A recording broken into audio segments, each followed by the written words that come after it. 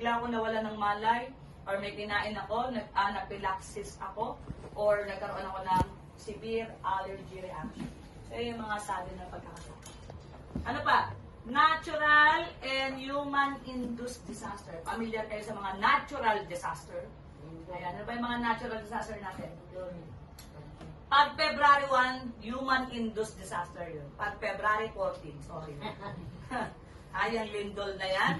Ayan, sa February 14, ayon po ay human-induced disaster. Ayan. Lindol na yun. Okay? So, yan. So, ano ba yung mga natural disaster natin? Ito yung si Bagyo ay na tubig dahil nagbaha. Ayan siya. So, si flood is disaster. Pag malakas yung hangin ay binigay niya, kaya ka nagka-disaster. Dalawa. Malakas na yung hangin, binabaha pa, disaster na po. Okay? Ano pa? Volcanic eruption,